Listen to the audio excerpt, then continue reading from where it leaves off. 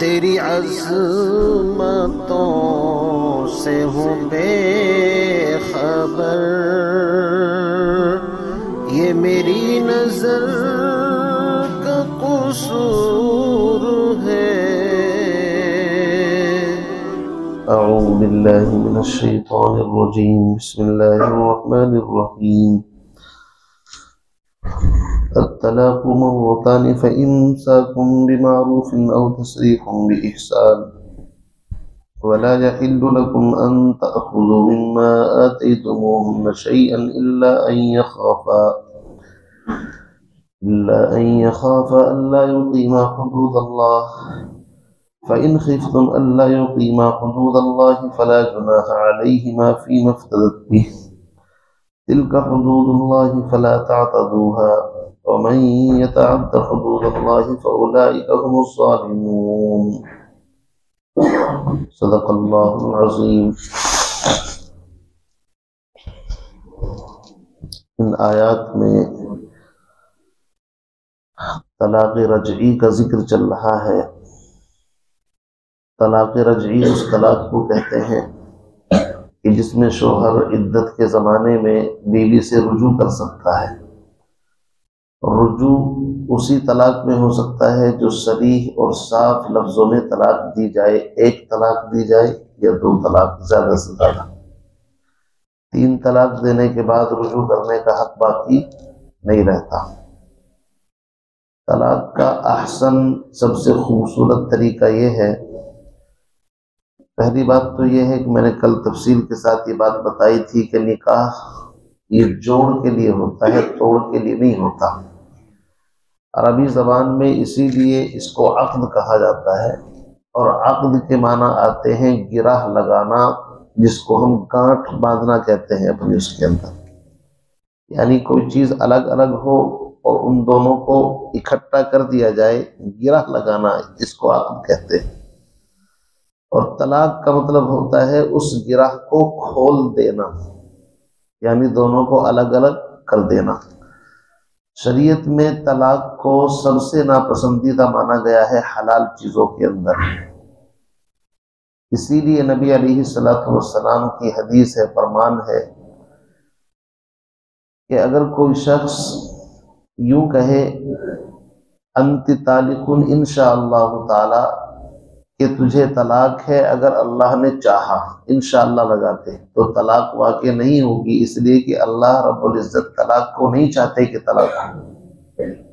اگر کسی نے یوں کہا کہ تجھے طلاق ہے انشاءاللہ، تو انشاءاللہ لگانے کی وجہ سے علماء نے لکھا ہے طلاق واقع نہیں ہوگی بیوی کو۔ لیکن آزادی، اگر کسی نے اپنے غلام کو یہ کہہ دیا انت حر انشاءاللہ تعالی، کہ تو آزاد ہے اگر اللہ نے چاہا، تو علماء نے لکھا ہے کہ وہ آزاد ہو جائے گا۔ کیوں؟ آزادی اللہ کو پسند ہے، غلامی پسند نہیں ہے۔ لیکن طلاق اللہ کو چونکہ پسند نہیں ہے، اس لیے اگر انشاءاللہ کہہ کر کے طلاق کو معلق کر دیا اس کے ساتھ، تو طلاق واقع نہیں ہوگی۔ تو شریعت کے اندر اس عقد کو، اس گرہ کو کھولنے کی اجازت چند صورتوں کے اندر ہے۔ وہ چند صورتیں کیا ہیں؟ میاں بیوی کے اندر نباہ کی کوئی شکل باقی نہ رہے، اب لگ رہا ہے کہ اگر اس بیوی کو میں اپنے نکاح کے اندر رکھوں گا تو بیوی شوہر دونوں کی زندگی اجیرن ہو جائے گی، ناک میں دم ہو جائے گا۔ تو شریعت نہیں چاہتی کہ اس خوبصورت زندگی کو اس طرح نرک اور جہنم بنا دیا جائے۔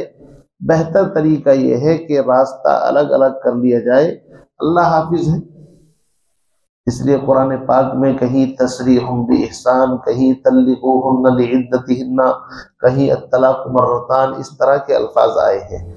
تو طلاق کی 2 قسمیں ہیں، ایک طلاق صریح، ایک طلاق کنایہ۔ صریح کے اندر یعنی ایسے لفظوں کے اندر جس میں نیت کی کوئی ضرورت نہیں، واضح لفظوں کے اندر طلاق دی جا رہی ہے، اس کو طلاق رجعی کہتے ہیں۔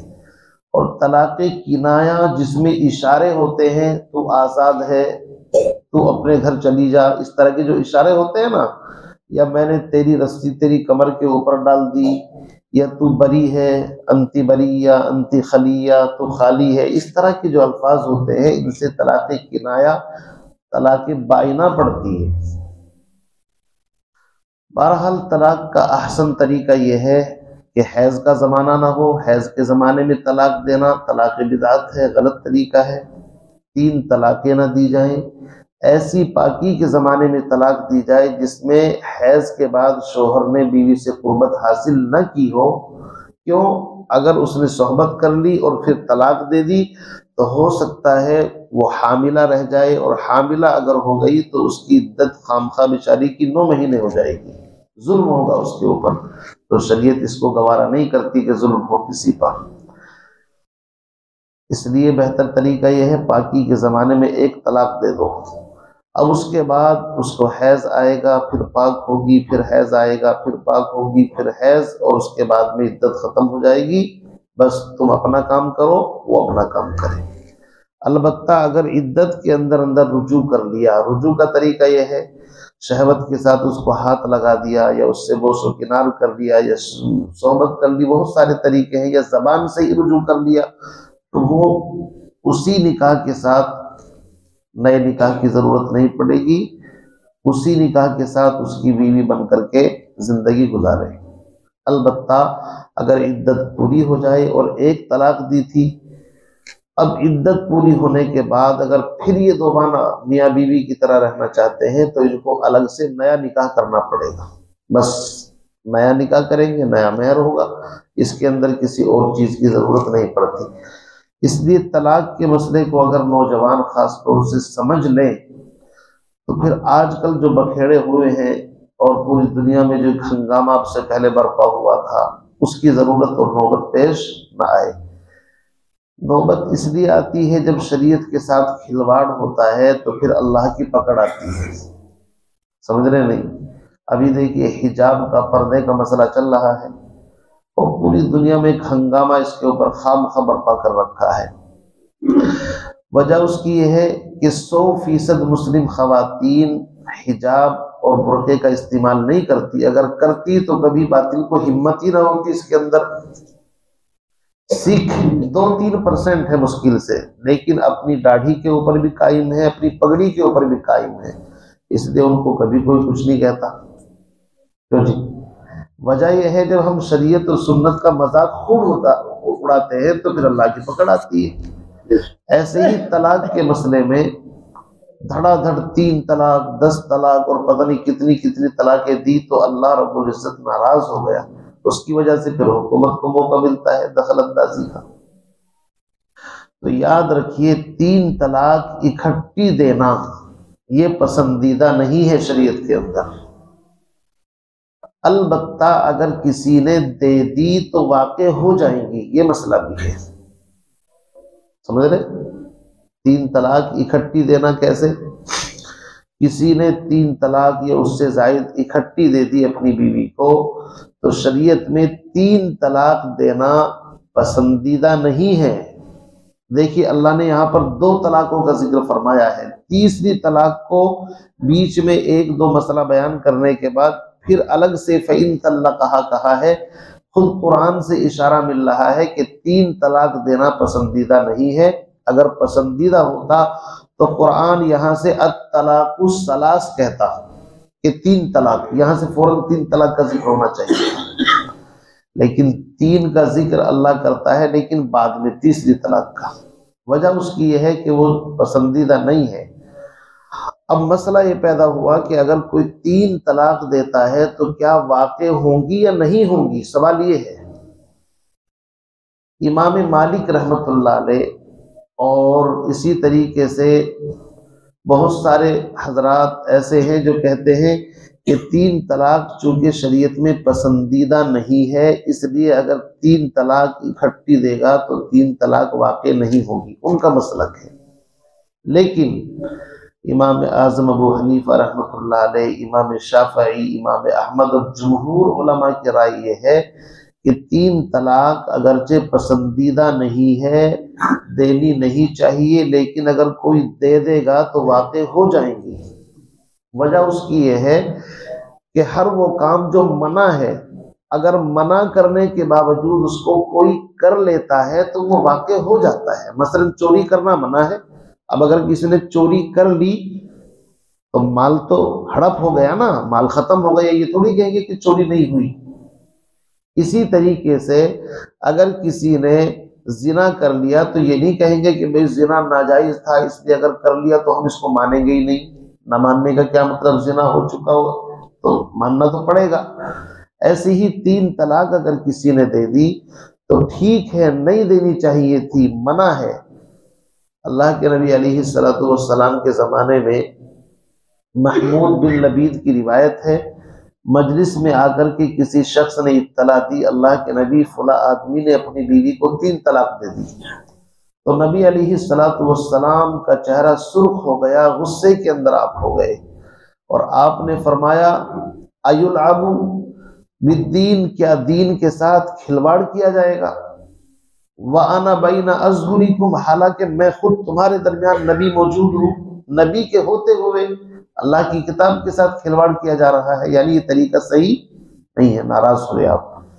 لیکن کتاب میں یہ کہیں نہیں لکھا کہ اللہ کے نبی نے ان 3 طلاق کو نافذ نہ کیا ہو، یہ کہیں نہیں لکھا. یعنی غصہ تو کیا آپ نے لیکن وہ نافذ ہو گئی. اسی طریقے سے حضرت عائشہ کی ایک حدیث ہے، اس کے اندر بھی 3 طلاق کا ذکر ہے. اسی طریقے سے حضرت عبداللہ ابن عمر کے بارے میں آتا ہے، لیکن علماء فرماتے ہیں کہ انہوں نے 3 طلاق نہیں دی تھی، بلکہ انہوں نے حیض کے زمانے میں 1 طلاق بیوی کو دی تھی. اللہ کے نبی نے فرمایا کہ اس سے رجوع کرو، یعنی اس کو پاکی کے زمانے میں طلاق دینا، حیض میں طلاق دینا پسندیدہ نہیں ہے. تو قصہ مختصر یہ ہے کہ 3 طلاق 3 واقع ہو جاتی ہیں اگر دے دی گئی. اب پوری امت میں کسی کا کوئی اختلاف نہیں ہے سوائے اہل حدیث غیر مقلد. ان کا مسلک آج بھی یہی ہے کہ اگر کوئی 3 طلاق دیتا ہے تو ان سے کوئی فتویٰ لے گا جا کر کے تو وہ کہیں گے 1 طلاق واقع ہوئی ہے اور نکاح، یعنی اسی طریقے سے حرام کاری کرتے رہو. یہ طلاق کا مسئلہ بہت ٹیڑھا ہے. پوری زندگی انسان حرام کام کرے، گناہ کمائے، اولاد بھی زنا کی مانی جائے، تو اس سے بہتر یہ ہے کہ شریعت پر صحیح طریقے سے عمل کرے. وہ دلیل کیا دیتے ہیں؟ مسلم میں اور بعض کتب میں ایک حدیث ملتی ہے کہ نبی علیہ السلام کے زمانے میں 3 طلاق، حضرت ابو بکر صدیق کے دور خلافت میں 3 طلاق، اور حضرت عمر کے ابتدائی 2 سال کے اندر 3 طلاق ایک مانی جاتی تھی، ایک ہوتی تھی. اب اس کو دلیل بنا کر کے وہ کہتے ہیں کہ دیکھو حضور کے زمانے میں 3 طلاق ایک ہوتی تھی، ابو بکر صدیق کے زمانے میں، خود حضرت عمر کے 2 سال کے زمانے میں، چونکہ 10 سال خلیفہ رہے ہیں. پھر حضرت عمر نے اس کے اوپر اجماع کیا، بڑے بڑے صحابہ موجود تھے کہ اب لوگ اس شریعت کے بارے میں جو اللہ کی طرف سے ڈھیل تھی، لوگ اس کا ناجائز فائدہ اٹھا رہے ہیں، اس لیے اب اس کو 3 ہی مانا جائے گا. تو تمام صحابہ کا اجماع ہو گیا، اور اجماع بھی دلیل ہے. تو اس واقعے کو دلیل بنا کر کے پیش کرتے ہیں کہ دیکھو جب 3 ایک ہوتی تھی تو ہم بھی کہتے ہیں کہ 3 ایک ہے. اس کی وضاحت سن لیں آپ. اس کا جواب کتابوں میں لکھا ہے کہ غیر مقلد نے، جنہوں نے اس کو دلیل بنایا ہے، انہوں نے بات کو صحیح سمجھا نہیں ہے. بات صحیح سمجھتے تو کبھی غلط راستے پر نہ جاتے. بات صحیح یہ ہے کہ طلاق ایک ہوتا ہے. یوں کہے میں نے تجھ کو طلاق دے دی، پھر کہے دوسرے اس کے اندر میں نے تجھے دوسری طلاق دے دی، پھر کہے میں نے تجھے تیسری طلاق دے دی. یہ تو صریح طلاق ہو گئی. اس کے اندر نیت کی کوئی ضرورت ہے ہی نہیں، سب کو پتہ ہے 3 طلاق دے دی. کبھی کبھی ایسا ہوتا ہے کہ الفاظ ایسے ہوتے ہیں کہ ان میں نیت کی ضرورت پڑتی ہے. مثلا یوں کہے میں نے تجھ کو طلاق دی، طلاق دی، طلاق دی، ایک لفظ ہے. یا تجھ کو طلاق، طلاق، طلاق. کیوں جی 3 مرتبہ تو کہا جا رہا نہیں کہا جا رہا ہے، لیکن اس میں ہو سکتا ہے کہ اس نے 3 طلاق کی نیت کی، اور ہو سکتا ہے اس نے 1 طلاق کی نیت کی ہو اور 2 طلاق بطور تاکید کے کہہ رہا ہو، تاکیدن. تو اس حدیث کا مطلب یہ ہے جو حضرت عمر کی حدیث ہے کہ نبی علیہ السلام کے زمانے میں اگر کوئی صاحب اس طرح طلاق دیتا تھا، میں نے تجھ کو طلاق دی یا تجھ کو طلاق، تو اللہ کے نبی اس کو بلاتے تھے اور بلا کر کے پوچھتے تھے کہ تیرا مقصد اس سے ایک طلاق ہے یا 3 طلاق ہے؟ تو چونکہ زمانہ امانت داری کا تھا، پیغمبر علیہ السلام کا زمانہ کیا ہے؟ خیر القرون قرنی، سب سے بہترین زمانہ۔ پھر اس کے بعد حضرت ابو بکر کا زمانہ بھی دیانت داری امانت داری کا زمانہ تھا۔ حضرت عمر کے زمانے میں شروع کے اندر بھی یہ حال رہا، لیکن پھر نئے لوگ مسلمان ہونے شروع ہوئے جن کی تربیت ابھی نہیں ہوئی تھی۔ تو حضرت عمر یہ کہنا چاہتے ہیں کہ اس طرح کی طلاق کو اللہ کے نبی قسم لے کر کے اگر کوئی کہتا کہ ایک ہی ہے تو اللہ کے نبی اس کو ایک ہی مان لیتے تھے، کیونکہ امانت داری کا زمانہ تھا۔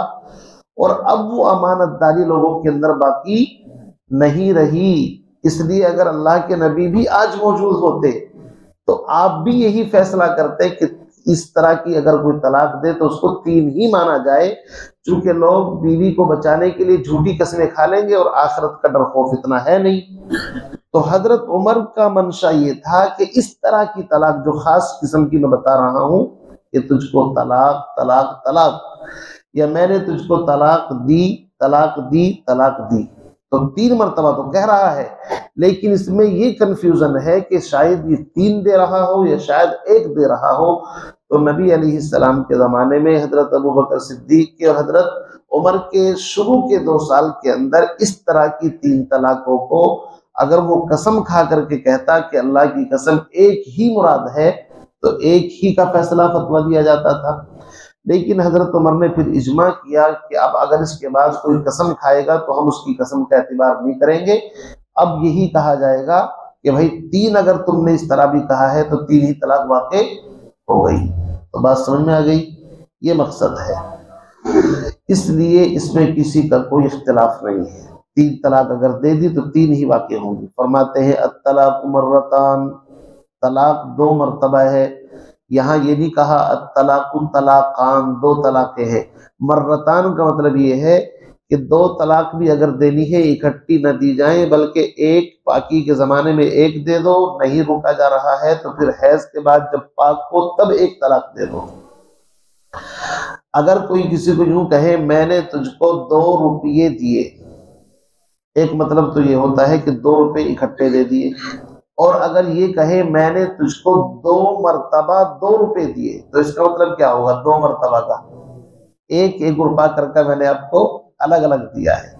تو مرتان کا مطلب یہی ہے اکٹھی 2 طلاق نہیں دی بلکہ 2 مرتبہ میں دی، 1 اب دے دی، پھر حیض آیا، پھر پاکی کے زمانے میں، تو اس کو بھی طلاق سنت آپ کہہ سکتے ہیں بدعت کے مقابلے میں، ورنہ تو کام 1 سے بھی چل جائے گا۔ یہ 2 کا ذکر کر دیا، فرمایا فَإِمْسَاكُمْ بِمَعْرُوفٍ۔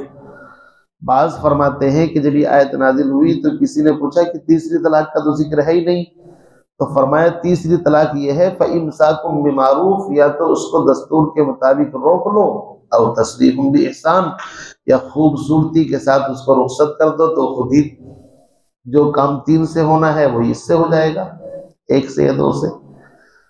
اب ایک مسئلہ یہاں پر یہ سمجھیے، خوبصورتی کے ساتھ روکنے کا مطلب یہ ہے کہ جو جھگڑا جس فساد کی وجہ سے طلاق چل رہی تھی اگر اس مس اسٹینڈنگ کو دور کر دیا گیا ہے تو اگر رجوع کرنا چاہ رہے ہو تو علل ٹپ نہیں بلکہ سوچ سمجھ کر کے کہ اب ہم باقی زندگی صحیح طریقے سے گزاریں گے تب رجوع کرو، اور اگر تمہیں چھوڑنا ہے تو خوبصورت طریقے سے، خوبصورت کا مطلب یہ ہے اس کو کوئی ہدیہ دو، کوئی گفٹ دو، کچھ کپڑے وغیرہ دے، جیسے کہ قرآن پاک میں آگے آنے والا ہے وَمَتِّعُوهُنَّ عَلَى الْمُوسِعِ قَدَرُهُ وَعَلَى الْمُقْتِرِ قَدْرُهُ، کہ انسان جب نکاح کرتا ہے بڑے گفٹ، یہ فلانا چیز، یہ چیز، بڑی انگوٹھی، گھڑی اور پتہ نہیں کیا کیا، اور جب توڑتا ہے تو اتنی بے رخی کے ساتھ توڑتا ہے کہ پھر بات کرنا بھی گوارا نہیں کرتا۔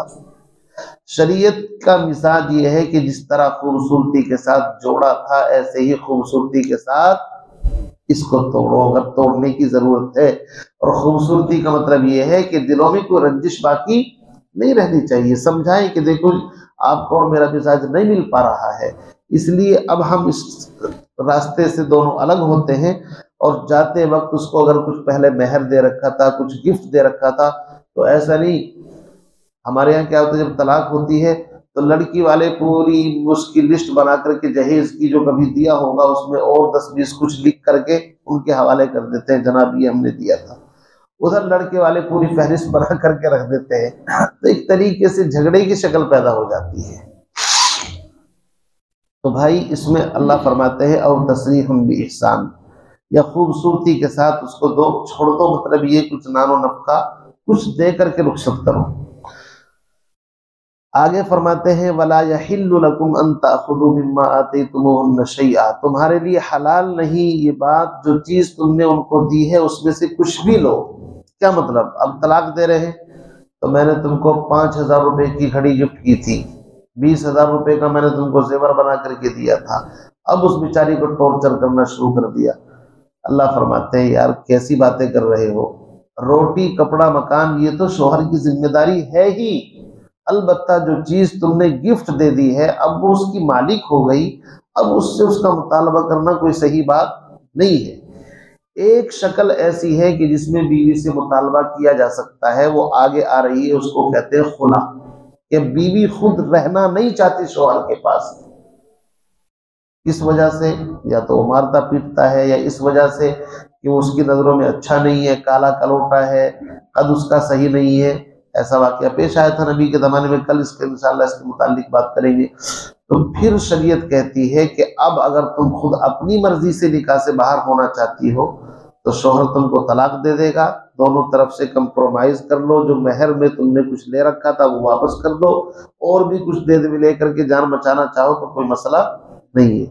باقی شوہر خامخواہ ظلم بھی اپنی طرف سے کرے اور پھر اس سے پیسے کا مطالبہ بھی کرے تو یہ ایسا ظلم ہے کہ جو عرش کو بھی ہلا کر کے رکھ دیتا ہے. ایسا ظلم عورتوں پر نہیں کرنا چاہیے.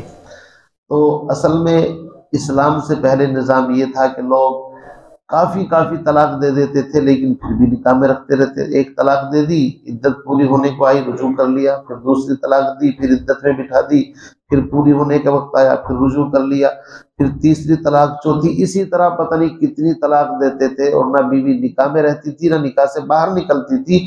تو شریعت نے ایک حد متعین کر دی کہ 3 طلاق آخری حد ہے، اس کے بعد گنجائش باقی نہیں رہے گی. سبحان اللہ وبحمدہ، سبحانک اللہم وبحمدک، اشہد ان لا الہ الا انت، استغفرک.